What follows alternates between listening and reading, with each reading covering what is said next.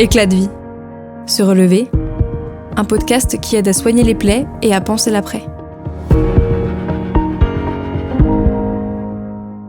Les accidents collectifs et les attentats, de par leur violence, peuvent causer un psychotraumatisme dont l'impact varie selon l'exposition au danger, les circonstances du drame et l'histoire de vie de chacun. Comment ces épisodes de vie tragiques peuvent nous fragiliser ? À quel moment faut-il s'inquiéter ? À quel moment faut-il consulter ? Je suis Avril Prosper, psychologue au sein de la Fédération nationale des victimes d'attentats et d'accidents collectifs. Dans ce podcast, je serai accompagnée de victimes et de professionnels ayant touché de près ou de loin ce phénomène si complexe. Ensemble, nous tenterons de décrypter les causes de ces blessures invisibles, d'en comprendre les symptômes et de partager des méthodes de soins. Bonjour à tous, bienvenue sur un nouvel épisode d'Éclat de vie, le podcast de la FENVAC. Je me trouve aujourd'hui à Rennes, à l'université Rennes 2, en compagnie de Sylvain Delouvet, qui est maître de conférences et enseignant-chercheur en psychologie sociale. Bonjour monsieur Delouvet. Bonjour. Aujourd'hui, le thème du podcast, c'est le phénomène de radicalisation. On en a beaucoup entendu parler en 2015. C'est encore d'actualité aujourd'hui, notamment parce que beaucoup de victimes sont encore suivies à la suite des événements qu'on a pu vivre. Qu'est-ce que c'est la radicalisation ? J'ai une définition que j'aime beaucoup, alors qu'une définition maintenant un peu ancienne, puisqu'elle date de 2014, il y a 10 ans, un peu plus de 10 ans maintenant, qui est la définition de Khosrow-Khavar. Donc il définit la radicalisation comme le processus par lequel un individu ou un groupe adopte une forme violente d'action directement liée à une idéologie extrémiste, à contenu politique, social ou religieux, qui conteste l'ordre établi sur le plan politique, social ou culturel. Les éléments qui me semblent importants à avoir à l'esprit ici, c'est que quand on parle de radicalisation, c'est un processus. Déjà, c'est le premier élément. C'est-à-dire qu'on n'a pas affaire à un phénomène en tout ou en rien, où d'un côté, on aurait des individus dits radicalisés, et de l'autre, des individus dits non radicalisés. La radicalisation, c'est un processus qui amène à une extrémisation des croyances, une radicalisation de ses pensées, aboutissant à quoi ? Aboutissant à une action violente. Alors, si on parle de processus pour la radicalisation, ça veut dire qu'il y a différentes phases ou différentes étapes ? Oui, on a un certain nombre d'auteurs qui ont essayé d'établir des modèles de la radicalisation, donc processuels. Ce sont des modèles qui sont parfois un peu anciens, qui portaient déjà à l'époque sur l'extrémisme politique, avant qu'on parle de radicalisation, en particulier religieuse. Donc il y a des modèles assez classiques qui sont des modèles dits en escalier, avec par exemple des auteurs comme Moghadam, ou les chemins de la radicalisation. Là, c'est Randy Borum qui parle de ça. Cette idée que progressivement, les individus peuvent être amenés à se radicaliser de plus en plus. Le point de départ, toujours un petit peu identique, étant la prise de conscience d'un sentiment d'injustice lié à l'appartenance de l'individu à un groupe. Donc là, un groupe social, ethnique, religieux, ou que sais-je encore. Et donc cette prise de conscience va amener souvent à la volonté de l'individu de faire quelque chose pour agir contre cette discrimination, contre cette injustice. Et cette action, va se révéler parfois impossible. Et donc, au fur et à mesure, on a cet escalier ou ces chemins qui progressent, aboutissant in fine à l'idée que seule la violence peut permettre de résoudre l'injustice. C'est un élément important à avoir à l'esprit, c'est que dans le cas d'individus dits radicalisés ou en voie de radicalisation, il y a cette idée de justice. Ça peut paraître totalement paradoxal. On peut évidemment avoir du mal à comprendre qu'un individu commet un acte terroriste au nom d'une vision de justice. Et pourtant, il faut bien qu'on comprenne qu'il y a une moralité derrière ces actes totalement immoraux. Ça veut dire quoi une moralité ? Attention, je ne suis pas en train de justifier quelque acte terroriste que ce soit, mais je voudrais qu'on comprenne qu'un individu qui commet un acte terroriste a des raisons de le faire. Et qu'il ait des raisons de le faire ne signifie pas qu'il a raison. Mais nous, notamment, chercheuses et chercheurs en sciences humaines et en sciences sociales, on essaye de comprendre, de décrypter ces raisons. Parce que si on considère que l'individu qui commet un acte terroriste est uniquement un fou, un malade mental, pour évidemment prendre des mots du sens commun, alors on va le traiter du côté de la psychiatrie et on va considérer que c'est quelque chose qui arrive de manière liée au hasard ou ça nous est tombé dessus comme ça, pas de chance. Si maintenant on comprend les raisons de la justification de ce comportement terroriste, ça permet d'agir en amont. Il y a bien des contextes sociaux, environnementaux, qui vont conduire l'individu à considérer que la violence est l'élément ultime du comportement. Vous étudiez donc les raisons du passage à l'acte, mais du coup, on peut aussi parler des potentielles prédispositions, je ne sais pas si c'est le bon mot, mais qui peuvent amener à cette radicalisation. Est-ce qu'il y a des choses qu'on peut déjà aujourd'hui mettre en avant ? Je pensais peut-être à la catégorie sociale, à l'environnement, à l'âge. Est-ce qu'il y a des choses comme ça qui ressortent ? Alors là, ce que vous évoquez, c'est évidemment quelque chose qui nous vient souvent et immédiatement à l'esprit, notamment chez les femmes et hommes politiques. C'est l'idée du portrait robot, du profil type. Est-ce qu'il y a un profil type de l'individu radicalisé ? On s'est même posé la question avant avec le terroriste en tant que tel. Parce que, juste avant de répondre précisément à votre question, permettez-moi une petite précision. On est passé de nombreuses études sur le terrorisme, notamment suite au 11 septembre 2001, où on considérait l'individu terroriste comme un individu venant de l'extérieur. Quelqu'un qui vient de l'extérieur du pays commettre un acte terroriste sur le sol national. Alors ça a une conséquence très particulière, c'est qu'on va mettre en place des activités, des actions contre-terroristes pour lutter contre l'entrée de ces individus, pour les suivre, pour les arrêter, et évidemment pour les juger. Et puis on s'est aperçu avec des attentats plus récents, depuis le 11 septembre 2001, que ces terroristes, eh bien souvent, ils viennent du pays. Ce sont des citoyens, des citoyennes du pays sur lequel ils commettent des actes terroristes. Et donc on est passé d'une vision de l'étranger comme l'ennemi, au fait que l'ennemi vient de l'intérieur d'une certaine manière. Et si cet ennemi vient de l'intérieur, ça signifie que des individus qui ont été élevés, éduqués, qui sont nés en France, en Allemagne, aux Pays-Bas, en Espagne, aux États-Unis, se sont radicalisés. Ils ont évolué et ils ont changé au point d'aboutir à commettre cet acte terroriste. Et donc si on regarde les travaux dans la littérature, on constate de nombreux travaux, notamment américains, que la caractéristique la plus partagée chez ces individus terroristes ou radicalisés, c'est la normalité. Et c'est d'ailleurs ce qui dérange. Parce que si on pouvait trouver un profil type précis, si je pouvais vous dire c'est un jeune de 18 à 24 ans qui a des parents d'origine de ceci, qui est... En fait, ce serait plus simple de gérer le phénomène. Et là, eh bien, on a affaire à des individus qui vont se déplacer vers des activités terroristes avec des profils extrêmement différents. Donc ça peut être monsieur tout le monde.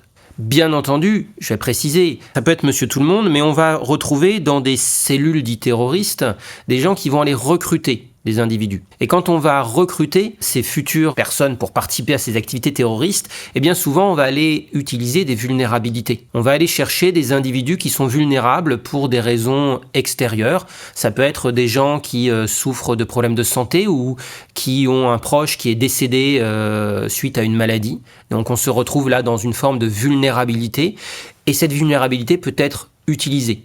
De même, on peut imaginer dans certains quartiers dits populaires que des individus ne trouvant pas de travail, ne trouvant pas de stage, se sentant, et à juste titre au passage, discriminés, sont dans une forme de vulnérabilité qui peut là aussi être utilisée. Et donc c'est ce qui conduit parfois à avoir une vision un peu faussée, en constatant qu'un certain nombre d'individus radicalisés ou en voie de radicalisation, voire liés à des activités terroristes, ont des profils qui sont proches. Mais ces profils, s'ils sont proches, c'est parce que ce sont des éléments de vulnérabilité qui ont été utilisés en amont par d'autres. En réalité, encore une fois, la caractéristique la plus frappante, c'est celle de la normalité. Vous disiez tout à l'heure qu'il y a des individus qui vont chercher d'autres personnes qui sont potentiellement vulnérables pour les amener à la radicalisation. Quels sont leurs moyens pour influencer cette prise de conscience de l'injustice et ce début de processus ?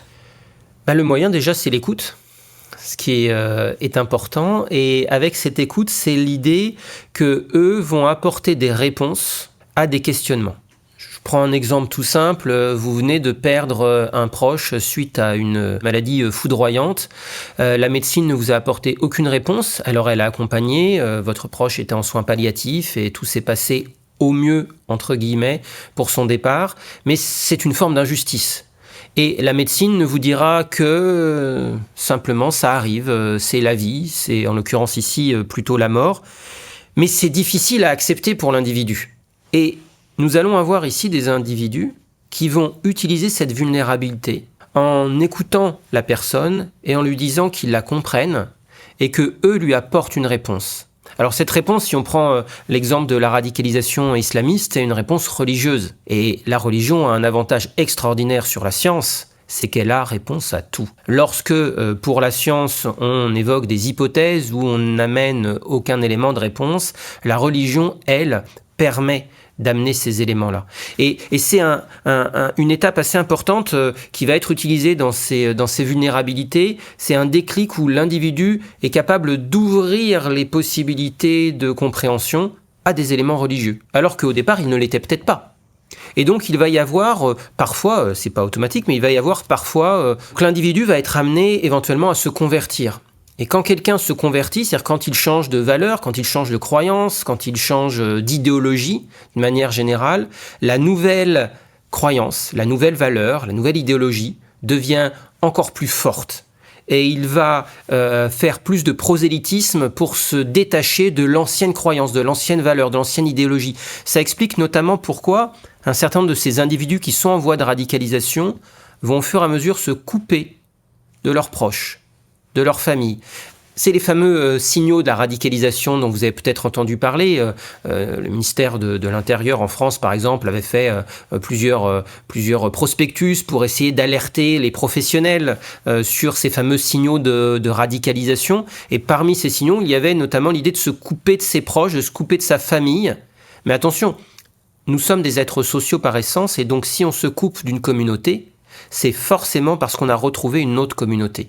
C'est le phénomène d'appartenance sociale. On ne peut pas quitter sa communauté, on ne peut pas quitter sa famille pour se retrouver seul. En réalité, c'est parce qu'on a trouvé des gens qui pensent comme nous, ou plutôt on a l'impression qu'ils pensent comme nous, que nous pensons comme eux, avec un même langage, avec un même vocabulaire, avec une même manière de voir, que nous allons au fur et à mesure couper le lien avec notre famille, parce que notre famille ne nous entend pas, ne nous comprend pas, ne saisit pas l'importance de notre combat, entre guillemets, et donc on va retrouver une nouvelle famille. Et c'est ici un point important, c'est peut-être l'effet de socialisation. L'idée que c'est par les pairs, c'est par d'autres que ce processus va augmenter, va s'appuyer. Il faut vraiment mettre hors de l'esprit cette idée de l'individu seul qui, chez lui, derrière son ordinateur, parce qu'il a vu une vidéo sur un site, va se radicaliser. Dans la réalité, ça n'existe pas. Dans la réalité, cet individu-là, en fait, il est inséré dans un groupe avec d'autres. Alors, il peut se trouver derrière son ordinateur et créer une communauté en ligne, mais cette communauté, elle existe bien, il n'est pas seul. Vous avez parlé d'isolement, est-ce qu'il y a d'autres signes ? L'isolement, le sentiment d'injustice, est-ce qu'il y a d'autres signes qui peuvent alerter ? Alors, c'est intéressant parce que quand notamment le ministère a mis en place ces signes, donc il y avait l'isolement, il y avait le fait d'arrêter d'écouter de la musique, de changer d'habitude alimentaire, de fréquenter assidûment des sites et des réseaux sociaux particuliers, de changer de tenue vestimentaire, de ne plus pratiquer d'activités sportives, etc. Il y avait une liste assez longue. Et puis très rapidement, bien entendu, que les individus en face se sont adaptés. C'est-à-dire qu'ensuite, on en est arrivé au point où les signes que je viens d'évoquer, ne pas serrer la main à une femme quand on est un homme, changer d'habitude alimentaire, ne plus boire d'alcool, par exemple, ne plus pratiquer d'activités sportives ou physiques, se sont retrouvés inversés. Devenait maintenant suspect un individu qui se mettait à couper sa barbe alors qu'avant c'est parce qu'il faisait pousser sa barbe qui était important. Pourquoi ? Parce qu'en face, on s'est retrouvé avec des individus qui se sont adaptés aux signes. Tout simplement. Donc c'est pour ça que c'est assez illusoire de vouloir véritablement trouver un signe particulier.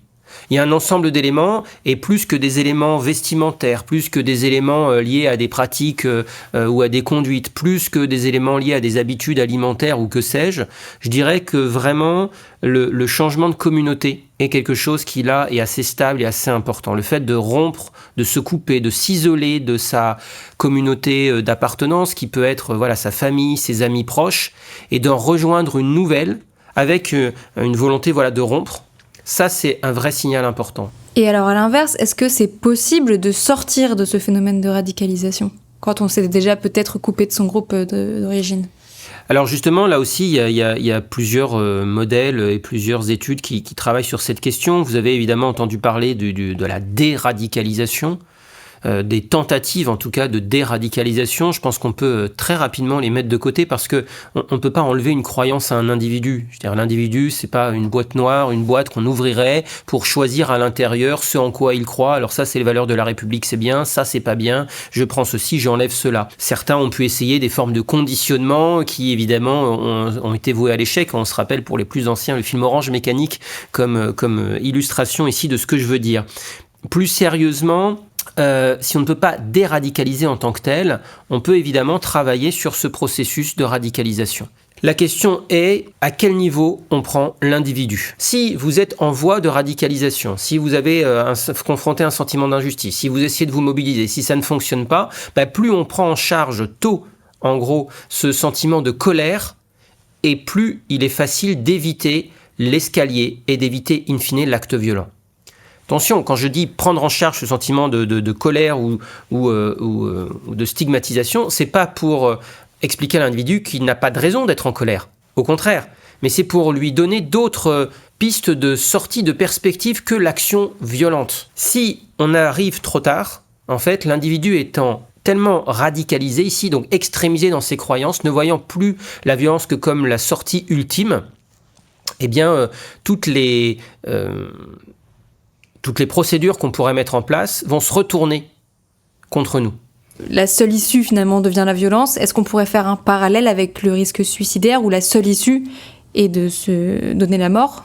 Oui, tout à fait. On considère qu'il n'y a plus d'autres possibilités d'action, que tout a été essayé, que tout a été tenté. On peut imaginer, si on est dans de la radicalisation politique, par exemple, de se dire, voilà, je ne suis pas satisfait de l'état du monde actuel, j'ai des valeurs, des croyances, valeurs politiques, idéologiques, je vais essayer de les faire entendre. Je vais me présenter à des élections. Je vais manifester dans la rue, je vais créer une association pour mobiliser les citoyens, les citoyennes. Et imaginons que tout ceci n'aboutisse à rien, parce que je ne suis pas élu, parce que mes manifestations soit ne rencontrent pas de succès, soit en face, j'ai un gouvernement totalement intransigeant qui n'écoute pas mes revendications, que les associations de citoyens que j'essaye de mobiliser ne se mobilisent pas, que tout ceci n'aboutisse à rien. Eh bien, parce que je crois dans mes valeurs, je vais essayer de trouver une autre solution. Cette autre solution, in fine, vraiment, c'est un processus, ça ne va pas arriver immédiatement, ne sera plus que la violence. Mais alors dans ce cas-là, concrètement, comment on fait pour désamorcer ? Parce qu'il y a quand même un principe de réalité où aujourd'hui, on le sait, on n'est pas en mesure de proposer un environnement moins injuste ou un meilleur accompagnement psychologique dans des moments difficiles. Qu'est-ce qu'on peut faire pour améliorer les choses ? Il y a des travaux extrêmement intéressants sur l'emprise sectaire qui sont assez facilement transposables à la radicalisation. Parce que la radicalisation, c'est une forme d'emprise sectaire d'une certaine manière et qui joue sur les mêmes processus. L'important dans l'emprise sectaire, on le sait, c'est le lien social. C'est de continuer de maintenir le lien. Quand l'individu pris dans une secte rompt totalement le lien avec sa famille, avec ses amis, avec sa communauté, tout ce qu'on va mettre en œuvre va être quasiment voué à l'échec et au contraire va se retourner souvent contre nous et va renforcer la croyance de l'individu. Plus vous allez vouloir le ramener et plus il va avoir envie d'aller loin. Et donc c'est pour ça qu'on a un certain nombre d'auteurs qui vont essayer dans leur modèle de montrer ce niveau-là, ce qu'ils appellent le bouclier de résilience, c'est-à-dire le moment où on peut agir, puis le moment où cette action est moins utile, en tout cas sera moins efficace. Et donc la première phase, la phase de sensibilité, et jusqu'à la phase d'appartenance forte, l'importance, c'est de maintenir le lien. Ce n'est pas parce que quelqu'un est en désaccord avec vous, que quelqu'un a des opinions différentes des vôtres, qu'il faut immédiatement le rejeter et juger que ses opinions sont mauvaises. Je ne suis pas ici dans une forme de relativisme total ou dans une ère de post-vérité en disant qu'on doit accepter tout et n'importe quoi. Vous voyez bien qu'à un certain niveau, on ne peut plus accepter des paroles ou un discours prônant la haine ou la violence. Mais avant, un désaccord, une manière de voir, une manière d'appréhender une discrimination, une manière d'appréhender une injustice doit s'écouter. Et dans cette première phase-là, descendre des marches, ça peut se faire soit de manière interindividuelle, c'est-à-dire qu'on va chercher l'individu, là ce sont des travailleurs sociaux, des éducateurs de rue, ça peut être en termes de prévention primaire un petit peu, qui va se faire, mais de manière encore plus globale, c'est de la prévention, c'est-à-dire que si vous comprenez bien que si on arrête l'injustice dans le monde, allez, soyons utopiques. Si on arrête l'injustice dans le monde, s'il n'y a plus de raison de considérer qu'on est traité de manière injuste, on a quand même réduit beaucoup l'escalier, ou on a mis une pente très glissante sur l'escalier, impossible de gravir. Donc il y a véritablement ici une volonté politique qui est derrière cette radicalisation.